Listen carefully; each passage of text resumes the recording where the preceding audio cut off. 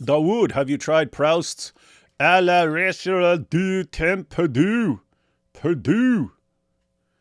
Perdu. So that means in Proust search à la in recherche de temps perdu. search of lost time. In search of lost time. Wait a minute. Got Hatun sending me a link. Did Saajid post a stupid video today? Hold up. Hatun texted me and he did. He did it. Oh my goodness. Oh my goodness. Sajid. You poor kid. 3 reasons the Quran was preserved and the Bible was not. He said, gosh. This guy's really Sajid, mad. why do you make it so easy, buddy? Why do you make it so easy for us? Oh, poor Sajid. So yeah, Hatun met. He's still. You remember? So everyone should remember this. There was the several years ago. Now we all knew that even though Muslims are running around going, the Quran has been perfectly preserved, dot for dot, letter for letter. We all knew that was a lie. Why?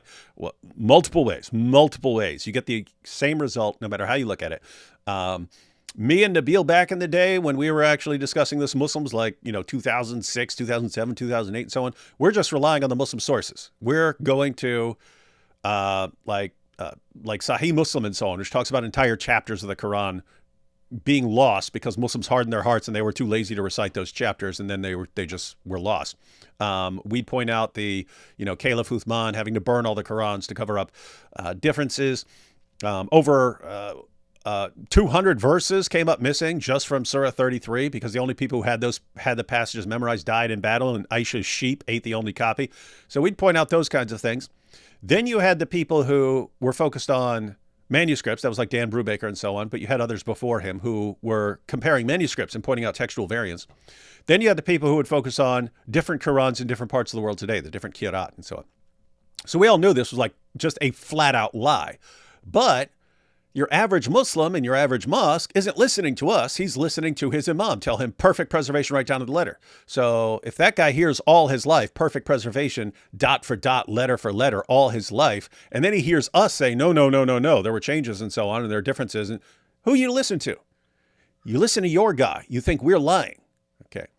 Well, eventually you had the holes in the narrative interview where Muhammad Hijab wanted to get to the bottom of this. He wanted to get to the bottom of this and show, no, the Quran has been perfectly preserved. And it was one of the most, possibly most damaging to the Dawah Muslim discussions ever. Because so they both posted this interview, then they started editing it, taking parts out, then they both deleted it because the comments were being flooded by this is destroying my confidence in Islam. They had built this up as the main argument for Islam, perfect preservation. It was a total lie. But after that interview, you think, okay, now at least the cat's out of the bag. They have to deal with the fact that the Quran has not been miraculously and perfectly preserved.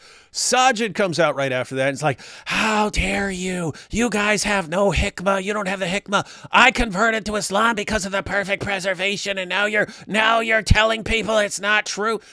And it was clearly just, I really want to believe this, and I don't care what the evidence is. That's what it was like.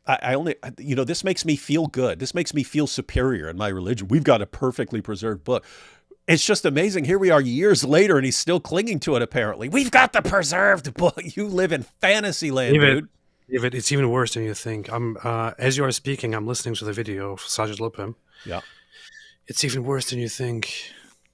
It's worse than you think. This guy actually hasn't learned anything. What he's doing is he's going back and saying, in the first centuries of Christianity, the Christians were persecuted in the Roman Empire because they were preserving the true beliefs of monotheism that Jesus alayhi salam brought them.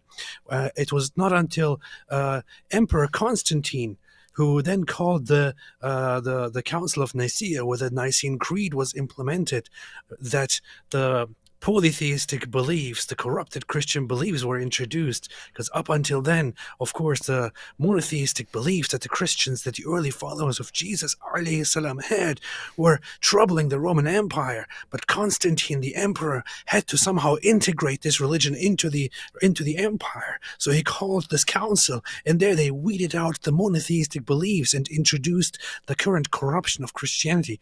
This guy is repeating like 1990s propaganda. Dawah Script, right? Dude, I've been saying that when we've been going through, because he's been posting about the Islamic dilemma when we've been going through our stuff. This dude knows nothing except the Dawah Script that he got in like 2008. He knows nothing, but he's still glued to it. Like, all this stuff has happened to expose all these lies, all the Dawah lies about Christianity, all the Dawah lies about Islam. All the lies have been exposed, and he just keeps repeating them. He keeps repeating Dawah lies from 2008. But you're right. The Dawah lies from 2008 are the same as the Dawah lies from the 1990s and so on. And so, because it's sort of after that, it's after 2008 that you start getting YouTube and so on, where, I mean, YouTube existed, but as far as like people exposing that's kind of like that really takes off like after 2010. Where all this stuff really gets exposed. To this right now. I want to make a video response to this right now. AP. We could go live on your channel, get a couple more people on there. We could get some people who specialize in like early Christian theology and stuff like that. We could set it up and watch this, go through it live on Thursday on your channel, and just rip this dude to shreds. And really, we shall do so. Because I mean, seriously, there might be some people who don't know what this is all about, because it's an old, stupid argument, completely washed up, ridiculous argument. But many people probably have heard it, which is that, the Council of Nicaea is actually the one that corrupted Christianity and so on. On the contrary, on the freaking contrary. So Saajid Lipham here is actually trying to argue that the early Christians were totally like the Muslims, and then the Roman Empire is the one that created the fake Christianity that people follow today. And it's like, it couldn't be further from the truth. Yeah. It's complete nonsense. We have nonsense. The early beliefs of the Christians. We have them. We can access them. We have texts from the earliest Christians. We have texts in which the early Christians point out or list their beliefs. We know what the earliest Christians long before the Council of Nicaea believed.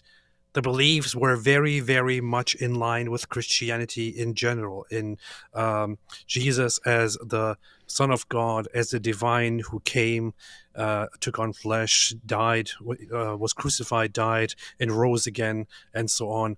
A new covenant. All of these beliefs by far precede the Council of Nicaea. Yeah. This is such a ridiculously nonsensical argument. It's idiotic. It's made for people who are completely ignorant. It's put forward by people who are completely ignorant, and it's made for people who are completely ignorant. Guys, anytime someone tells you that some doctrine was invented at the Council of Nicaea, or that the Council of Nicaea had anything to do with choosing books of the Bible, you are dealing with someone who is a complete moron or a total liar. You did have an important issue at the Council of Nicaea as far as Christian theology, because, as apparently Saajid is pointing out, the Christian church was being persecuted in its early centuries. And what that meant is, it doesn't mean, and they were all preaching Islam, and that's why they were being persecuted. No, as AP pointed out, we can trace all these beliefs back to the first century, to the first century of Christianity. But since Christians were being persecuted, they couldn't get together for big councils. They couldn't have Christians from all over the place get together. Christian leaders and theologians get together to discuss these things. So after Christianity becomes a legal religion, thanks to Constantine, then you can have everyone get together. And the people there, all of them, believe that Jesus is the Son of God. They had some differences about exactly what that means, so they get together to discuss it. And the vast majority of people were on one side of this issue. So they actually put it to a vote. But as far as this is when they're deciding, no, Saajid, show me any Christian group ever who didn't believe that Jesus is the Son of God. Show me one. Because you need that. You need there to be one. You need there to be one in the first century, the second century, third century, if you're saying this stuff is invented. You need that. Show me that. Show us that. No one at the Council of Nicaea denied that Jesus is the Son of God. So what are you doing here? And we can definitely trace that back. We can trace that right back to our first century text, Saajid. Oh, this is going to be embarrassingly terrible. Yeah, set it up for Thursday, AP. We will. It's just. Everyone is shocked by how terrible Saajid is, like beyond shocked. We all thought, because he was the one calling out the Dawah guys for their terrible behavior, that he's somehow like a step above them. His arguments are worse. He has the worst arguments. It is like someone who's just teleported out of 1990, who was only given like Ahmed D. nonsense, and then is just teleported from the 1990s to now, not realizing literally everything that they were saying back then has been completely exposed, and he just can't pry himself out. What are you talking about? This is why I converted. If everything I was told is wrong, it means my entire conversion was based on lies, and I can't accept that, so I'll just keep repeating the lies. This is pathetic.